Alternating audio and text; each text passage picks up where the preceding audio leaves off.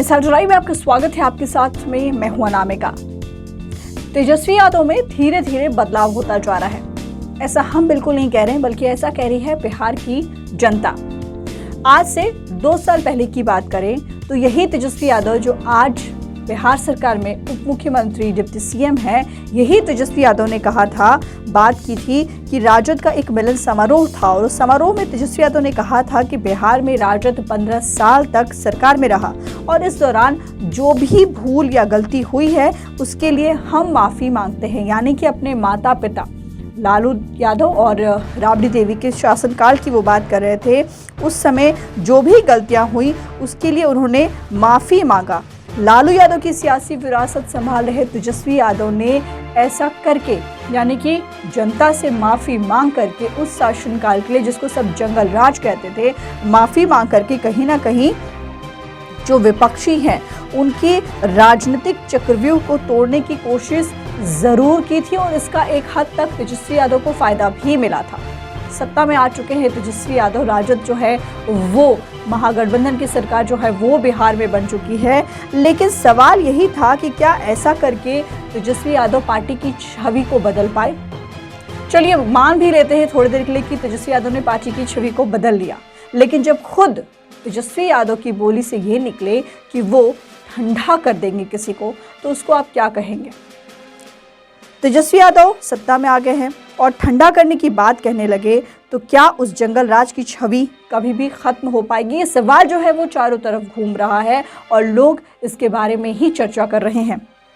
अब देखिए, बीजेपी की सांसद हैं रमा देवी, उन्होंने इस वक्त लालू परिवार पर बहुत बड़ा आरोप लगाया है। जी हाँ, शिवहर से सांसद है रमा देवी, उन्होंने तेजस्वी यादव, उनके पूरे परिवार पर बड़ा आरोप लगाया है और ख़ास करके तेजस्वी यादव के ठंडा करने वाले बयान को के जवाब में उन्होंने ये आरोप लगाया है और खुल करके बोली हैं। उन्होंने कहा है कि मेरे पति को भी इन लोगों ने ही ठंडा करवाया था, क्योंकि वो लोग डर गए थे कि उनके पति जो हैं वो कहीं मुख्यमंत्री ना बन जाएं, इसलिए उन लोगों ने ऐसा काम करवाया था उनके साथ में, यानी कि उनको भी ठंडा करवाया था। और क्या कुछ कह रही रमा देवी, पहले उनके ही शब्दों में आप सुनिए। तो वही संस्कार पाया, उस तरह का ठंडा कितना को किया है, हमारे पति को भी ठंडा किया ये लोग मिलकर कि कहीं मुख्यमंत्री की कुर्सी पर बैठ जाएंगे ब्रज बिहारी बाबू, तो वो ठंडा किया है। तो मैं खड़ी हूँ ना उसका जवाब देने के लिए। तो ये बेशरम आदमी है, केवल परिवारवाद, धनवाद यह करते रहा है, खानदानवाद।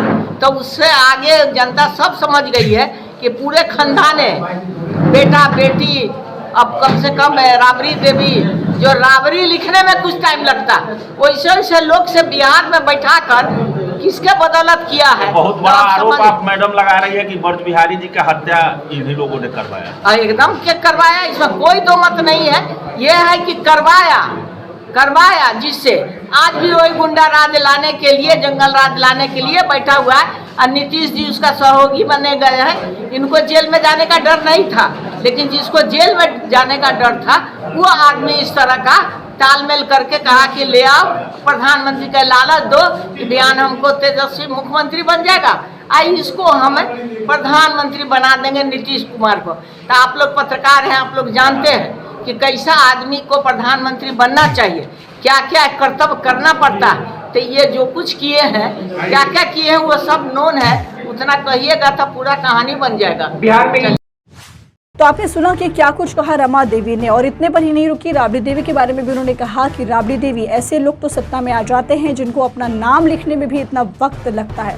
बेशरम तक कहने की बात कह दी उन्होंने, बेशरम तक कहा और कहा कि ये लोग सिर्फ और सिर्फ परिवारवाद करते हैं।